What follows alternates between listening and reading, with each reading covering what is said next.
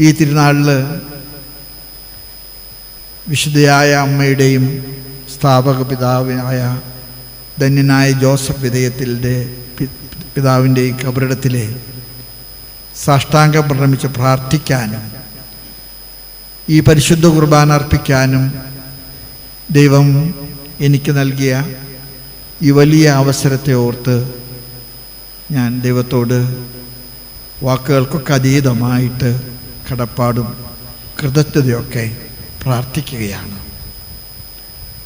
കുടുംബങ്ങളുടെ വലിയ ഒരു പ്രതിസന്ധിയുടെ ഒരു കാലഘട്ടത്തിലെ കുടുംബങ്ങൾക്ക് കാവലിരുന്ന ഒരു പ്രിയപ്പെട്ട വിശുദ്ധയാണ് വിശുദ്ധ മറിയം ത്രേസ്യ. ഒരു കുഗ്രാമത്തിൽ നിന്ന് ജന്മം കൊണ്ട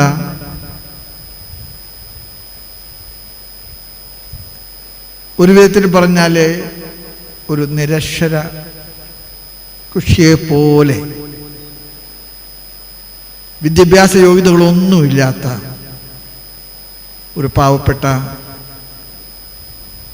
ഒരു കന്യാസ്ത്രീ കർത്താവിൻ്റെ വഴികൾ കർത്താവ് ചെവിയിൽ മന്ത്രിച്ചപ്പോൾ അത് ശ്രദ്ധയോടുകൂടെ കേട്ടവള്. എലിസബത്ത് മറിയത്തെക്കുറിച്ച് പറഞ്ഞ വാക്കുകൾ വിശുദ്ധയായ അമ്മയെക്കുറിച്ച് നമുക്കും പറയാൻ സാധിക്കും. ദൈവത്തിൻ്റെ വചനം കേട്ടവൾ, അനുസരിച്ചവൾ, നീ ഭാഗ്യവതി. ദൈവം തന്നോട് പറഞ്ഞത് അത് വിശ്വസിക്കുകയും അത് പ്രാവർത്തികമാക്കാൻ തൻ്റെ പശ്ചാത്തലത്തിൽ കഠിനാധ്വാനം ചെയ്ത ഒരു പ്രിയപ്പെട്ട അമ്മ. ഈ പുത്തഞ്ചിറ നാട്ടുകാർക്ക്, ഈ കുഴിക്കാട്ടിശ്ശേരി പ്രദേശത്തുകാർക്ക് ഈ അമ്മ കൊണ്ടുവന്നു തന്ന വലിയൊരു പ്രശസ്തിയുണ്ട്. ആ പ്രശസ്തിയുടെ പിറകിലുള്ളത് കുടുംബങ്ങളോടുള്ള ഇഷ്ടമായിരുന്നു. കുടുംബങ്ങൾക്ക് കാവലിരിക്കാനുള്ള താല്പര്യമായിരുന്നു. കുടുംബങ്ങളെ അനുധാവനം ചെയ്യാൻ കാണിച്ച കാഴ്ചപ്പാടായിരുന്നു. പരിശുദ്ധ പിതാവ് ഈ വർഷത്തെ ലോക യുവജന ദിനം ലിസ്ബണിൽ വെച്ച് സംഘടിപ്പിച്ചപ്പോൾ 4 ദിവസവും ആ സമ്മേളനത്തിലെ ആളുകളുടെ കൂടെ മാർപ്പാപ്പയുണ്ടായിരുന്നു. എന്നെ അത്ഭുതപ്പെടുത്തി. ഞങ്ങൾ 1000-ൽ കൂടുതൽ മെത്രാന്മാരുണ്ടായിരുന്നു. 5 ലക്ഷത്തോളം വരുന്ന യുവജനങ്ങളുണ്ടായിരുന്നു. പരിശുദ്ധ പിതാവ് ഈ വേൾഡ് യൂത്ത് ഡേ നടക്കുന്ന എല്ലാ സമയത്തും ഞങ്ങളോടുകൂടെ പ്രാർത്ഥനയിലുണ്ടായിരുന്നു. മാർപ്പാപ്പ ഒരിടത്തേക്കും പോയില്ല. മാർപ്പാപ്പ അവിടെ തന്നെ ഉണ്ടായിരുന്നു. മാർപ്പാപ്പയോട് അതേക്കുറിച്ചിട്ട് പത്രക്കാർ ചോദിച്ചപ്പോൾ മാർപ്പാപ്പ പറഞ്ഞൊരു മറുപടി, ഒരുപക്ഷെ മറിയം ത്രേസ്യ അമ്മയുടെ തിരുനാൾ കൊണ്ടാടുമ്പോൾ അമ്മ പറഞ്ഞൊരു മറുപടിയാണ്, കാവലിരിക്കാൻ വിളിക്കപ്പെട്ടവനാണ് ഞാൻ. കാവലിരിക്കാൻ വിളിക്കപ്പെട്ടവളാണ് ഞാൻ. അതായിരുന്നു അമ്മ ഈ കുടുംബ പ്രേക്ഷിതത്വത്തിന് മുഴുവൻ നിദാനമായിട്ട് എടുത്ത ഒരു വലിയ മുദ്രാവാക്യം, കാവലിരിക്കുക. യോഹന്നാന്റെ സുവിശേഷത്തിൽ 2-ാമത്തെ അധ്യായത്തിലെ കാനായിലെ കല്യാണ വിരുന്നിനെ കുറിച്ചുള്ള വിവരണം ആരംഭിക്കുന്നത് 3-ാം ദിവസം കാനായിൽ ഒരു വിവാഹ വിരുന്ന് നടന്നു. 3-ാം ദിവസം എന്ന ഈ ഒരു പ്രയോഗമുണ്ടല്ലോ, ആ പ്രയോഗത്തെ കുറിച്ചിട്ട് ബൈബിൾ പണ്ഡിതന്മാരെല്ലാവരും പറയുന്നത് കർത്താവിൻ്റെ പീഡാനുഭവത്തിൻ്റെ ഓർമ്മകളുടെ, സംഘർഷങ്ങളുടെ, കൊടുക്കപ്പെടലിൻ്റെ, തനിക്ക് അനുഭവിക്കേണ്ടി വന്ന പീഡനങ്ങളുടെ മുഴുവൻ ഓർമ്മയാണ്. 3-ാം ദിവസം കാനായിൽ ഒരു വിവാഹ വിരുന്ന് നടന്നു. നമ്മുടെ കുടുംബങ്ങളെല്ലാം തന്നെ ഈ കാനായിലെ കുടുംബങ്ങളുടെ തുടർച്ചയാണെന്ന് തിരിച്ചറിഞ്ഞ ഒരമ്മയുടെ കബറിടത്തിലാണ്, ആ അമ്മയ്ക്ക് കരം കൊടുത്ത ഒരു ധന്യനായ പിതാവിൻ്റെ കബറിടത്തിലാണ് ഞാനും നിങ്ങളും ഇന്നായിരിക്കുന്നത്. കുടുംബങ്ങൾക്ക് കാവലിരിക്കാൻ വിളിക്കപ്പെട്ടവരെ, നമ്മുടെ കുടുംബങ്ങളോട് ചേർന്ന് അനുധാവനം ചെയ്ത് യാത്ര ചെയ്തവരെ, അവിടെ തീർത്ഥാടനം മുഴുവൻ അതായിരുന്നു, കുടുംബങ്ങൾക്ക് വേണ്ടി. Pastoral ministry begins from family apostolate എന്ന് പരിശുദ്ധ പിതാവ് അടുത്ത കാലത്ത് മെത്രാന്മാരോട് പറഞ്ഞു. Pastoral ministry begins from family apostolate. മാർപ്പാപ്പ കൂട്ടത്തിൽ ചേർത്ത് പറഞ്ഞൊരു വചനം നിങ്ങളെല്ലാം കേട്ടിട്ടുണ്ടെന്ന് എനിക്ക് ഉറപ്പാണ്. The home going priest will generate the church coming people. The home going priest will generate the church coming. വീടുകൾ സന്ദർശിക്കുന്ന വൈദികർക്ക് മാത്രമേ പള്ളിയിൽ സജീവമായിട്ട് സന്നിഹിതരാകുന്ന, സംബന്ധിക്കുന്ന ദൈവജനത്തെ സൃഷ്ടിക്കാൻ സാധിക്കുകയുള്ളൂ. ഞാനതുകൊണ്ട് പറയും, പാസ്റ്ററൽ മിനിസ്ട്രിയുടെ, ഞാൻ എന്നും മറിയം ത്രേസ്യാമ്മയെക്കുറിച്ച് പറയാൻ ആഗ്രഹിക്കുന്ന ഒരു കാര്യമാണ്, പാസ്റ്ററൽ മിനിസ്ട്രിയുടെ പ്രാക്ടിക്കൽ ഗൈഡാണ് മറിയം ത്രേസ്യാമ്മയുടെ കാര്യസം. വേറെ ഒന്നും അമ്മ ചെയ്തിട്ടില്ല. അമ്മ ഫാമിലിയെക്കുറിച്ച് ഒരു ഡെസർട്ടേഷനും നടത്തിയിട്ടില്ല, ഫാമിലിയെക്കുറിച്ച് പുസ്തകങ്ങളൊന്നും എഴുതിയിട്ടില്ല. പക്ഷെ ഒരു കാര്യം ഉറപ്പുണ്ടായിരുന്നു, കുടുംബങ്ങളെ അനുധാവനം ചെയ്താലേ അവരെ ദൈവത്തിൻ്റെ വഴിയിലേക്ക്, ദൈവത്തിൻ്റെ രാജ്യത്തിലേക്ക് എത്തിക്കാൻ കഴിയുമെന്നും. ഞാൻ ഈ അടുത്ത കാലത്തായിട്ട് ഫാമിലി അപ്പോസ്റ്റലേറ്റിൻ്റെ മേഖലയിൽ ഹോളി ഫാമിലി സന്യാസ സമൂഹം ചെയ്യുന്ന നൂതനമായിട്ടുള്ള ഒരുപാട് ശുശ്രൂഷകളുണ്ട്. ആ ശുശ്രൂഷകളൊക്കെ ഇന്ന് സഭ പൊതുവിലെ വിലപ്പെട്ടതായിട്ടും അത് സഭയ്ക്ക് ഗുണകരമായിട്ടും കാണുന്നുവെന്നുള്ളത് നിങ്ങൾ പുതിയ സംവിധാനങ്ങൾ കണ്ടുപിടിച്ചത് കൊണ്ടല്ല, അമ്മ നടത്തിയ വഴിയിലൂടെ നിങ്ങൾ ചേർന്ന് നടക്കാൻ നടത്തുന്ന പരിശ്രമത്തിൻ്റെ ഭാഗമായിട്ടാണ് ഞാനതിനെ കാണുന്നത്. അമ്മ കുടുംബങ്ങളെ ചേർത്ത് പിടിച്ചവളാണ്. അമ്മ കുടുംബങ്ങൾക്ക് വേണ്ടി ത്യാഗം ചെയ്തവളാണ്. കുടുംബങ്ങളെ രക്ഷപ്പെടാനായിട്ട് അമ്മ ഒരുപാട് പ്രാർത്ഥിച്ചിട്ടുണ്ട്. ഞാൻ ചിലപ്പോൾ അമ്മയുടെ കുടുംബ പശ്ചാത്തലം തന്നെ നോക്കാൻ ആഗ്രഹിക്കുക. ഞാനത് പറയുമ്പോൾ നമുക്കറിയാം, അങ്ങനെ സാമ്പത്തികമായി സുസ്ഥതയുള്ള, ഒരുപാട് പേരും പ്രശസ്തിയുള്ള, എല്ലാം സുരക്ഷിതവും സുഭിക്ഷവുമായിട്ട് നടക്കുന്ന ഒരു കുടുംബത്തിൽ നിന്ന് വന്ന ഒരാളാണെന്ന് എനിക്ക് തോന്നുന്നില്ല. ഒരു സാധാരണ കുടുംബം, അനുദിന ജീവിതത്തിന് വേണ്ടി കഷ്ടപ്പെട്ട ഒരു കുടുംബം. ആ കുടുംബത്തിൽ നിന്ന് കടന്നു വന്ന അമ്മ, ഒരു കുടുംബം കടന്നു പോകുന്ന കഷ്ടപ്പാടുകൾ സ്വന്തം ജീവിതത്തിലെ, സ്വന്തം കുടുംബത്തിൽ നിന്ന് അമ്മ വായിച്ചു പഠിച്ചു. അതിൽ നിന്നാണ് അമ്മ ഒരുപക്ഷെ ഈ ഒരു വലിയ കാഴ്ചപ്പാട്, കുടുംബങ്ങൾക്ക് കാവലിരിക്കുന്ന ഒരു ശുശ്രൂഷയെക്കുറിച്ച് അമ്മ സ്വപ്നം കണ്ടത്.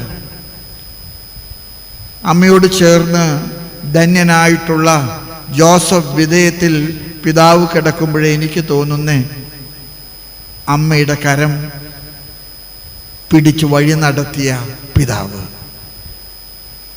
അമ്മ കാണിച്ചിരുന്ന സഹനത്തിൻ്റെതായിട്ടുള്ള വലിയ വേളകളിലെ, പ്രത്യേകിച്ച് വെള്ളിയാഴ്ചകളിലൊക്കെ അമ്മ അനുഭവിച്ചിരുന്ന ത്യാഗങ്ങളും സങ്കടങ്ങളും സംഘർഷങ്ങളും, അതിൻ്റെയൊക്കെ നടുവില് പലരും അതിനെ തെറ്റായി വ്യാഖ്യാനിച്ചപ്പോഴും ധന്യനായ പിതാവ് ചേർത്ത് പിടിച്ചു.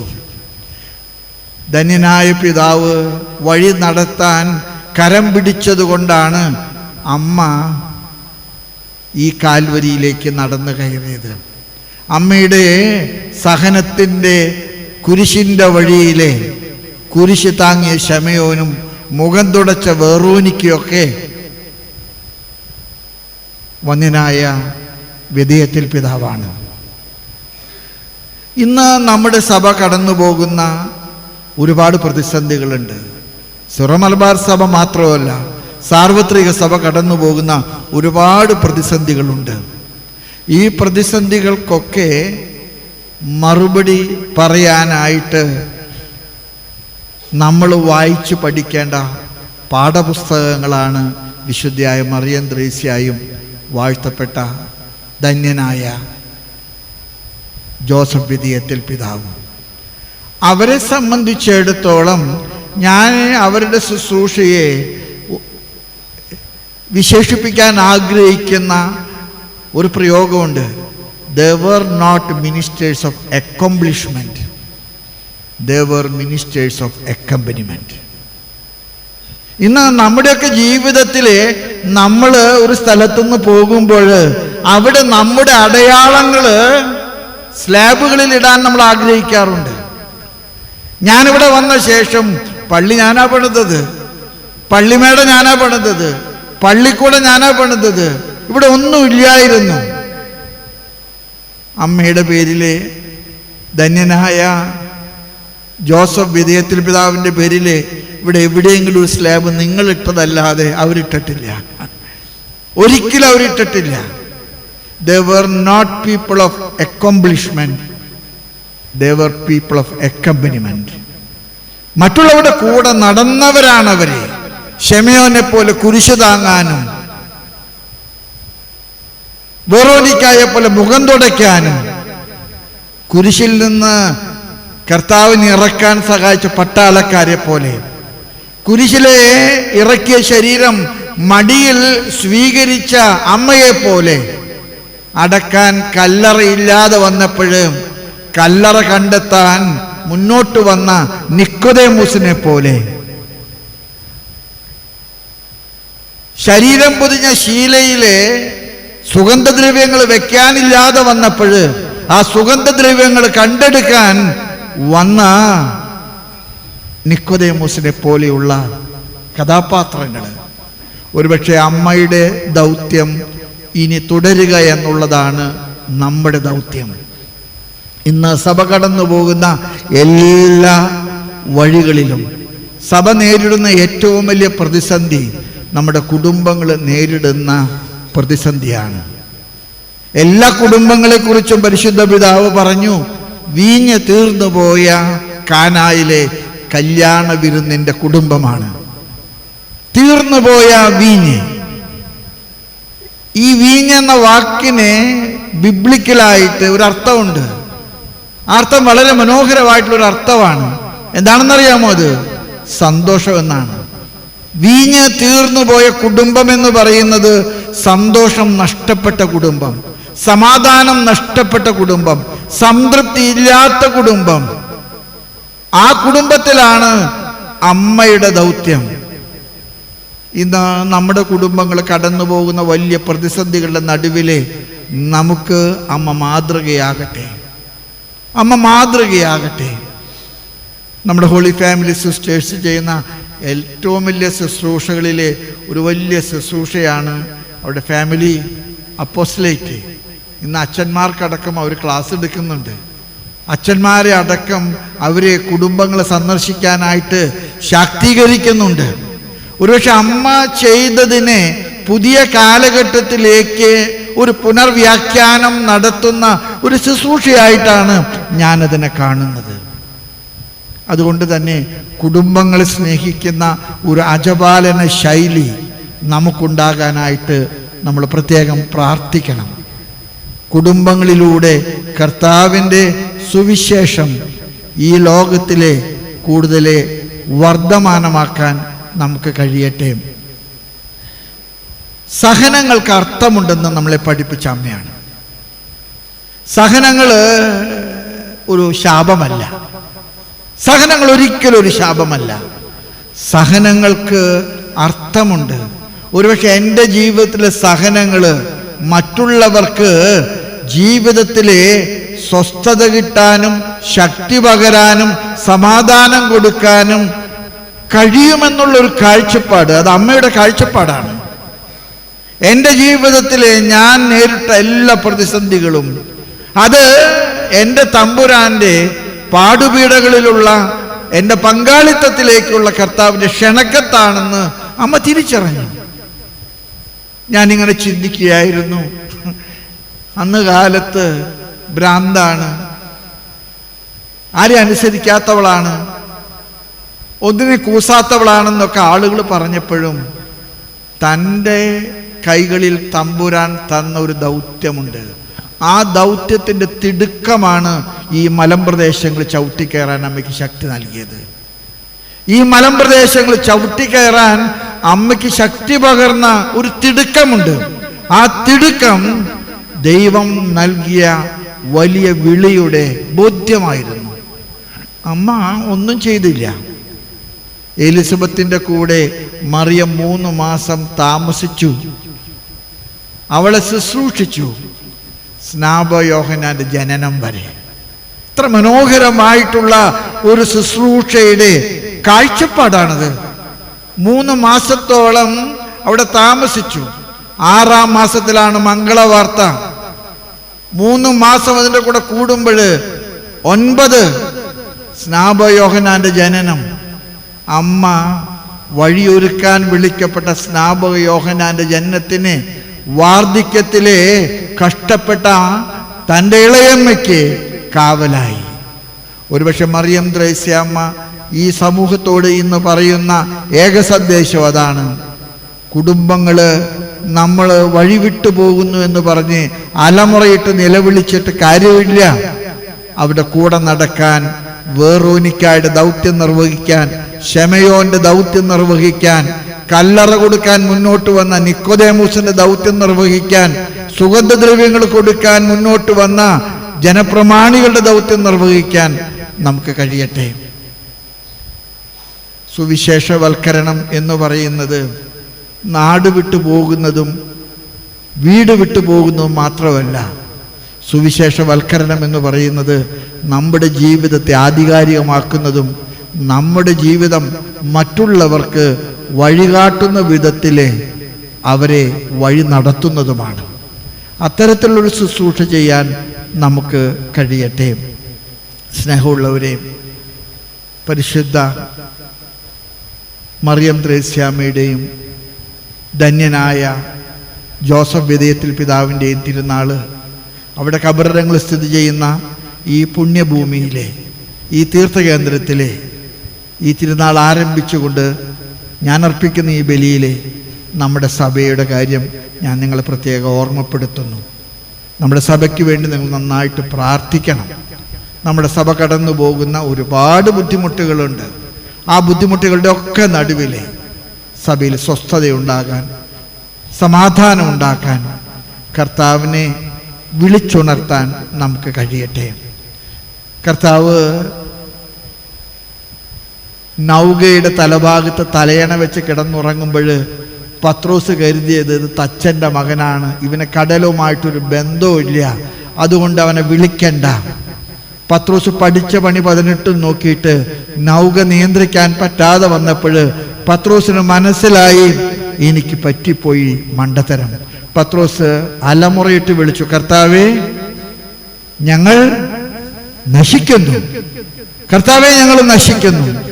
കർത്താവ് ഉണർന്നു, കരങ്ങൾ ഉയർത്തി കാറ്റിനെ ശാന്തമാക്കി, കടലിനെ സൗമ്യമാക്കി, എല്ലാം സ്വസ്ഥമായി. സഭയും കടന്നു പോകുന്ന ഈ കഷ്ടപ്പാടുകളുടെ നടുവിലെ നമുക്ക് കർത്താവിനെ വിളിച്ചുണർത്താൻ പ്രത്യേകം പ്രാർത്ഥിക്കാം. വിശുദ്ധയായ മറിയം ത്രേസ്യാമ്മയുടെ തിരുനാൾ കൊണ്ടാടുമ്പോൾ, ധന്യനായ പിതാവിൻ്റെ ഓർമ്മ കൊണ്ടാടുമ്പോൾ, അവരുടെ മാധ്യസ്ഥം വഴി നമ്മുടെ സഭയിലും ധാരാളം സമാധാനമുണ്ടാകാനും ധാരാളം സന്തോഷമുണ്ടാകാനും നമ്മുടെ കുടുംബങ്ങളൊക്കെ തന്നെ നാം ആഗ്രഹിക്കുന്നത് പോലെ നസ്രസിലെ കുടുംബങ്ങളായിട്ട് തീരാനും നിങ്ങൾ പ്രത്യേകം പ്രാർത്ഥിക്കണം.